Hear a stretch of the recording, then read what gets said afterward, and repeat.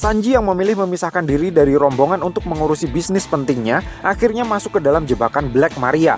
Begitu sampai di depan salah satu ruangan di lantai 3, Sanji melihat bayangan seorang pria yang sedang melakukan obi mawashi, yaitu adegan melepas kimono seorang wanita dengan cara menarik obinya atau tali kimononya, sehingga membuat si wanita berputar-putar sampai seluruh obi yang melingkar di pinggangnya terlepas. Kemudian dia akan terjatuh, terlentang di atas ranjang dalam kondisi pakaian yang sudah terbuka. Melihat perbuatan yang tidak senonoh semacam itu terjadi di depan mata dan kepalanya sendiri, Sanji langsung terlihat begitu murka.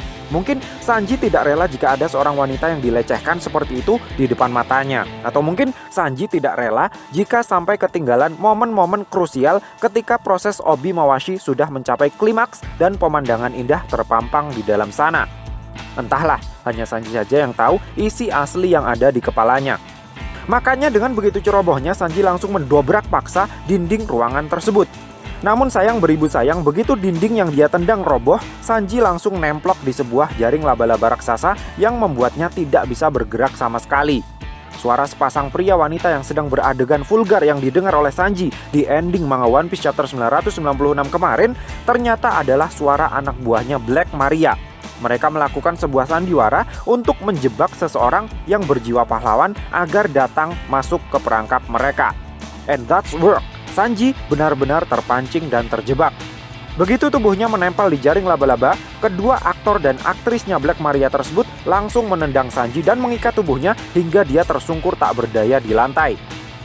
Jika dilihat-lihat, muka cewek yang muter-muter karena obinya ditarik ini terlihat cukup familiar, bukan? Kalau tidak salah, dia adalah hot teacher yang mengajar kelas manipulasi sejarah di manga One Piece chapter 919. Sementara yang satunya lagi, jika dilihat dari bulu kakinya yang gondrong, seharusnya dia bukan seorang wanita. Ya paling tidak seorang Okama lah. Dengan begini paling tidak sekarang kita jadi tahu kalau anggota gengnya Black Maria tidak berisi cewek semua. Nah, karena pada manga One Piece chapter 919 lalu, si hot teacher ini terlihat bisa memanjangkan leher dan lidahnya hingga terlihat menyerupai manusia ular, itu berarti jaring laba-laba yang menangkap Sanji bukanlah hasil dari kekuatan spesial si cewek ini. Jadi, apakah jaring laba-laba ini adalah buatannya Black Maria sendiri? Di mana hal itu kemudian menjelaskan kalau Black Maria adalah seorang Spider Woman, si pemakan buah iblis Zoan model laba-laba. Nah, dilihat dari kalimat yang diucapkan oleh salah satu anak buah Black Maria yang mukanya seperti Orochimaru ini, sepertinya Black Maria tidak menarget Sanji sejak awal. Ketika melihat muka Sanji dan mencocokkannya dengan salah satu poster buronan yang dia pegang, si gadis Orochimaru ini baru tahu kalau orang yang mereka tangkap itu adalah Black Leg Sanji, salah satu pentolan kelompok bajak laut topi jerami yang memiliki harga buronan 330 juta belly. Gara-gara perkataan si gadis Orochimaru ini, kami jadi teringat dengan adegan di manga One Piece chapter 995 saat Queen mengamati poster buronan Roronoa-Zoro dan Vinsmoke Sanji. Di adegan itu, Queen bilang, lebih baik aku koplok dulu petarung terkuat nomor 2 dan ketiganya kelompok topi jerami. Mungkin banyak dari kita yang berpikir kalau orang yang Queen maksud sebagai petarung terkuat nomor 2 dalam kelompok topi jerami adalah Roronoa-Zoro. Sementara petarung terkuat nomor 3-nya adalah Sanji, karena nama Roronoa-Zoro disebut duluan oleh Queen. Tapi kami pikir, selama ini kita sudah salah kaprah memahami perkataan Queen ini. Queen tidak tahu power level anggota topi jerami. Yang Queen tahu itu hanyalah besarnya nilai buronan mereka. Jadi yang sebenarnya Queen maksud sebagai petarung terkuat nomor 2 adalah Vinsmoke Sanji, karena nilai bounty-nya Sanji 330 juta belly. Lebih banyak 10 juta belly dibandingkan dengan nilai bounty-nya Roronoa-Zoro yang baru 320 juta belly. Nah, balik lagi ke cerita. Sanji yang sudah terkapar tak berdaya di hadapan Black Maria tidak bisa berbuat apa-apa mendengar Black Maria mulai melancarkan speak-speak iblisnya. Dah, tamat sudah riwayat Sanji. Entah jalan spiritual macam apa yang akan ditulis oleh Eiichiro Oda untuk menyelamatkan Sanji dari cengkeraman Black Maria dan para SPG di sekelilingnya jika ceritanya sudah seperti itu. Nah, kita tinggalkan saja Sanji yang sedang dimabuk asmara. Setelah Sanji memisahkan diri dari rombongan, Luffy dan Jinbe masih terus lanjut naik ke lantai keempat. Di jalur tangga yang akan mereka lewati, sudah bersiap 2 ekor gifters yang kondisi fisiknya juga tak kalah memprihatinkan. Yang satu seorang cewek yang berbagi tubuh dengan seekor gorila, sementara yang satunya lagi seorang pria yang kedua kakinya berbentuk ekor dan kepala ular. Jika dilihat-lihat, si Gifters ular ini memiliki penampilan yang cukup menarik. Gaya berpakaian, bentuk tanduk, dan mantel hitam yang dia kenakan, bahkan juga gelang pang yang melingkar di pergelangan tangannya, terlihat sangat mirip dengan outfit of the day-nya Kaido. Namun sayang sekali, niatnya bercosplay ala Kaido ini gagal total gara-gara wujud ularnya yang sangat tidak lazim. Dengan bentuk kaki yang seperti itu, kami tidak bisa membayangkan bagaimana caranya dia berjalan. Apakah dengan ngesot atau jungkat-jungkit seperti ular kilan atau ulat jengkal. Pokoknya pergerakannya pasti sangat tidak efektif dan efisien. Si Gifters cewek juga tidak kalah mengenaskan. Dengan sepasang kakinya yang mungil dan lentik, dia harus menahan beban tubuh gorila yang begitu besar. Belum lagi kalau dia nanti kebelet pipis. Dengan tangan gorila yang sebegitu besarnya, gimana ceboknya coba? Intinya menurut kami, mereka ini tidak layak disebut dengan Gifters karena bukan gift yang mereka dapat, tapi justru kutukan. Nah, kedua manusia setengah binatang ini beserta para pengikutnya menunggu Luffy di tangga menuju lantai keempat. Namun sayang sekali, yang mereka dapatkan hanyalah Zong. Luffy dan Jinbe tidak naik ke lantai 4 melalui tangga tersebut. Karena di tengah jalan mereka dicegat oleh para samurai bekas tahanan Udon yang sudah menyiapkan tangga darurat sebagai jalur yang paling hemat tenaga untuk dinaiki oleh Luffy dan Jinbe. Nah, yang menarik adalah perkataan si cosplayer Kaido yang gagal ini. Dia bilang mereka sudah gagal menahan Kid, tetapi beruntung punya kesempatan untuk menghadapi Luffy topi jerami yang memiliki nilai bounty 1,5 miliar. Jika bisa menangkap Luffy, mereka bakalan dapat promosi untuk menjadi salah satu Tobiropo. Nah, si cosplayer Kaido ini bilang mereka gagal menahan Kid. Itu berarti Kid saat ini sudah sampai di lantai 4. Dia sudah satu langkah lebih duluan ketimbang Luffy. Karena lantainya tinggal 4 dan 5 sebelum sampai di puncak dom, apakah itu berarti nantinya Eustace Kid dan Killer akan lebih duluan menghadapi Queen? Terlebih lagi, keduanya punya dendam kesumat yang perlu dibalaskan terkait kejadian di penjara Udon, bukan? Sehingga Luffy dan Jinbe bisa langsung naik ke lantai 5 tanpa hambatan. Patut untuk kita nantikan. Nah, jika seperti itu yang terjadi, maka bukan tidak mungkin kalau justru Jinbe lah yang nantinya akan battle melawan King untuk membukakan jalan agar Luffy bisa naik ke atap dom. Lalu, jika King dan Queen sudah mendapatkan lawan tanding mereka masing-masing, lalu bagaimana dengan Roronoa Zoro? Mungkin Zoro akan sekali lagi menemukan jalan pintas untuk tiba-tiba bisa sampai di atas dom lebih duluan ketimbang Luffy. Sehingga Zoro punya kesempatan untuk duel 1 lawan 1 terlebih dahulu melawan Kaido sebelum Luffy datang dan melakukan tag team dengannya. Kemungkinan seperti ini menurut kami masih terbuka sangat lebar, mengingat di adegan setelahnya urusan Zoro di lantai dansa sudah selesai. Zoro yang matanya terus mengawasi pergerakan Big Mom hingga dia lolos naik ke atap dom melewati lubang yang dibuat oleh Kaido, langsung tersulut emosinya begitu melihat ada sesuatu yang jatuh dari atap dom melewati lubang yang baru saja dilewati oleh Big Mom. Tanpa mengeluarkan sepatah kata pun, Zoro langsung mengakhiri pengejaran Apo dengan satu serangan maut. Apo yang sedang menghadapi gempuran Diaz Drake tidak bisa melakukan apapun untuk menghindari Itoryu-nya Zoro. Vaksin pun berhasil didapat dan Zoro segera menyerahkannya kepada Chopper. Drake terlihat begitu terkejut. Sepertinya dia tidak menyangka kalau anggota topi jerami yang bermata satu itu ternyata memiliki kekuatan yang begitu mengerikan. Dari sini mungkin kita bisa simpulkan kalau kemampuan Zoro saat ini sudah lebih kuat dari Diaz Drake. Mungkin berada di level yang lebih tinggi dari para Tobiropo. Nah, terlepas daripada itu, Chopper yang sudah menerima vaksin dari Zoro langsung melakukan konferensi pers untuk menenangkan massa yang terlihat semakin beringas. Chopper bilang, dengan mendekatkan tubuh ke api, maka penyebaran virus Ice Oni bisa diminimalisir. Semua orang yang sudah terinfeksi virus Ice Oni diminta untuk menghangatkan tubuh mereka di dekat perapian untuk meminimalisir penyebaran virus sampai Chopper berhasil membuat antivirus yang cukup untuk mereka semua.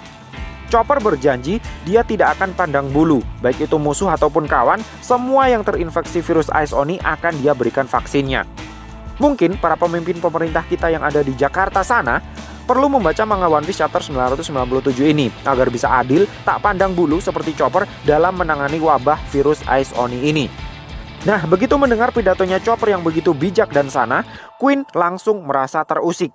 Dengan menggunakan Gatling Gun Ice Oni-nya, Queen bermaksud menghabisi Chopper dengan sekali serangan. Namun belum sempat Queen menarik pelatuknya, tebasan jarak jauh Zoro keburu sudah menebas dan menghancurkan Gatling Gun-nya. Queen terlihat begitu shock. Bukan hanya karena serangan tiba-tiba yang dilancarkan oleh Zoro, tetapi juga karena melihat Zoro yang sudah mulai marah-marah kepadanya. Zoro bilang, yang intinya, aku kesini bukan untuk bermain game denganmu, tapi untuk menebas leher makhluk terkuat di dunia, Kaido. Selesai Zoro mengeluarkan sumpah serapahnya tersebut, seluruh daratan Onigashima tiba-tiba mengalami goncangan yang begitu dahsyat. Queen jadi semakin shock. Dan tidak hanya Queen, semua orang kecuali Zoro kayaknya terlihat begitu shock karena merasakan goncangan yang begitu dahsyat. Mereka pikir kemarahan Zoro lah yang membuat Onigashima gonjang-ganjing seperti itu. Brook dan Robin pun sepertinya juga ikut-ikutan salah memahami situasi. Brook bilang, "Zoro-san, apa yang telah kau lakukan sampai menyebabkan gempa sekeras ini? Menyeramkan sekali. Apakah ini Hoshoku Haki?" Zoro bilang, "Jelas, ini bukan ulahku." Namun Robin sepertinya masih belum percaya dengan kata-kata Zoro. Robin bilang, "Zoro, aku paham dengan perasaanmu. Aku juga melihatnya jatuh dari atap. Itu adalah lengan Kikunojo." Jadi, Nico Robin yang imajinasinya tentang bad luck selalu overdosis juga berpikir kalau amarah Zoro meledak-ledak hingga membuat Onigashima berguncang setelah melihat potongan lengan Kikunojo jatuh dari atap kastil. Tapi saudara-saudara, sebaiknya kita jangan anggap sepele asas praduga tak bersalah yang dilayangkan kepada Roronoa Zoro oleh Brook dan Robin ini. Bisa jadi ini adalah petunjuk dari Eiichiro Oda kalau Zoro memang menguasai Hoshoku Haki. Dan kekuatan Hoshoku Hakinya Zoro tidak berbeda terlalu jauh dari sang kapten. Bahkan nanti jika Zoro sampai benar-benar murka, pancaran Hoshoku Hakinya mungkin juga akan bisa membuat bumi gonjang-ganjing seperti ini. Zoro sendiri seolah tidak terlalu memikirkan tuduhan-tuduhan yang dilayangkan kepadanya. Zoro malah lebih fokus memandangi atap kastil dan berpikir kalau tempatnya seharusnya ada di sana, bertarung melawan Kaido, bukan bermain kejar-kejaran di lantai dansa seperti ini. Pucuk dicinta, ulam pun tiba. Sesaat setelah Zoro berandai-andai, Marco the Phoenix tiba-tiba muncul menawarkan bantuan. "Yo, kalian adalah kekuatan tempur utama kelompok topi jerami. Kenapa kalian masih di sini? Apakah ada yang bisa saya bantu?" Tanya Marco kepada Zoro dan Robin. Nah, cocok. Tepat waktu. Di saat Zoro begitu ingin segera sampai di atap dom, Marco datang. Jadi mungkin melalui bantuan Marco inilah Roronoa Zoro akan mendapatkan jalan pintas untuk bisa sampai ke atap dom lebih duluan dibandingkan Luffy. Marco akan membawa Zoro terbang dan melemparkannya melewati lubang menuju atap dom. Tapi untuk bisa melakukan itu, jalan yang harus Marco lewati tidaklah mudah. Ada Queen dan King yang menjadi batu sandungan utama di atas sana. Disinilah peran penting Eustace Kid, Marco, dan Jinbe akan sangat penting untuk memuluskan jalan Zoro dan Luffy agar cepat sampai di puncak. Seperti yang kami bilang di awal tadi, mungkin Kid dan Killer akan bikin perhitungan terhadap Queen yang pernah menyiksa mereka di penjara Udon. Oleh karena Queen ada masalah dengan Kid dan Killer, dia sudah bukan lagi ancaman. Tinggal King. Oleh karena King adalah komandan divisi utama Kaido, dia bisa terbang dan memiliki kekuatan yang juga berelemen api, jadi mungkin Marco akan menghadapinya, sehingga Zoro bisa dilempar naik ke atap dom. Tapi api ketemu api bukanlah sesuatu yang saling mematikan. Jadi mungkin pertarungan Marco versus King hanya berlangsung sementara, bukan final matchup, karena masih ada Jinbe yang belum menemukan lawan tanding. Nah, di luar kastil, tepatnya di luar Pulau Onigashima, anggota Herd Pirates yang masih berada di dalam kapal selam mengalami sebuah kendala besar yang membuat mereka semua tidak bisa berlabuh di Onigashima untuk membantu jalannya pertempuran. Kapal selam yang mereka naiki terpaksa menyelam lebih dalam lagi karena banyak bebatuan yang tiba-tiba jatuh nyaris menimpa mereka. Sementara itu di luar kastil, Yamato terlihat berlari membawa Shinobu dan Momonosuke menuju ke dermaga. Yamato berniat membawa Momonosuke kabur dari Onigashima dengan menaiki sebuah kapal, karena menurutnya Momonosuke adalah orang terpenting dalam perang ini, sehingga dia tidak boleh mati. Kabur ke tempat yang aman di luar Onigashima adalah tindakan yang paling tepat. Namun, kejadian yang sangat aneh terjadi. Begitu sampai di dermaga, Yamato, Momo, dan Shinobu tidak bisa menemukan satu kapal pun yang berlabuh di sana. Jangankan kapal, air laut pun tidak ada. Pulau Onigashima tercabut dari akarnya dan terbang ke langit menuju ke Flower Capital. Dan hanya ada satu orang yang mampu melakukan hal gila semacam itu, yang tidak lain dan tidak bukan adalah Kaido seorang. Menurut penjelasan Yamato, si naga itu telah menciptakan awan api untuk membawa seluruh Pulau Onigashima terbang ke langit. Di sini Yamato menggunakan istilah si naga itu. Apa artinya ini? Apakah jika tidak salah terjemahan, kata-kata Yamato ini secara tidak langsung telah mengkonfirmasi kalau Kaido memang bukan manusia pemakan di F Naga? melainkan benar-benar seekor naga. Menariknya lagi, meski Yamato menggunakan istilah si naga itu, tetapi ketika menggunakan kekuatannya untuk menerbangkan seluruh Onigashima, Kaido terlihat sedang berada pada wujud manusianya. Tidak tampak sedikit pun bagian dari tubuhnya yang berubah menjadi naga. Dan dengan posisinya yang berdiri sendirian di atap dom, dan dia dengan bebas bisa menggunakan kekuatan gilanya, itu berarti para Scabbards memang sudah tamat. Atau paling tidak, sudah sekarat lah, sehingga mereka tidak bisa melakukan apapun untuk mengganggu Kaido menjalankan project New Onigashima-nya. Menariknya lagi, meskipun di awal chapter tadi terlihat Big Mom sudah berhasil terbang keluar ke atap dom, tetapi di ending manga One Piece chapter 997 ini, dia masih belum tampak batang hidungnya di dekat Kaido. Jadi apakah Big Mom terbang ketinggalan di belakang, ataukah ada sesuatu yang busuk yang sedang dia rencanakan? Terlebih lagi jika dilihat-lihat terdapat lingkaran awan api yang begitu besar melingkar seperti spiral, mengangkat naik dan menerbangkan seluruh pulau Onigashima. Itu pasti membutuhkan tenaga, energi yang begitu besar, yang banyak menguras stamina-nya Kaido. Jadi sesampainya nanti di daratan Wano, apakah stamina Kaido akan terkuras cukup banyak, sehingga nantinya dia akan jadi lebih mudah untuk ditaklukkan? Benar-benar sebuah plot twist yang sangat unpredictable dari seorang Eiichiro Oda. Secara keseluruhan, manga One Piece chapter 997 ini menurut kami sangat gila. Apa yang terjadi di chapter ini terlihat benar-benar seperti tidak tersentuh prediksi-prediksi dan teori-teori konspirasi yang dicetuskan oleh para teoris One Piece. Pemikiran Eiichiro Oda benar-benar ada di luar jangkauan kita, bro. Akhir kata, manga One Piece chapter 997 benar-benar chapter yang sangat jos gandos. Ratingnya 5 dari 5 lah menurut kami. So, piye menurutmu cah? Terima kasih sudah mampir ke channel kami. Jangan lupa like, share, dan subscribe jika menurut kalian video-video kami juga menarik untuk ditonton. Sampai ketemu lagi dalam video kami yang berikutnya. And matur nuwun.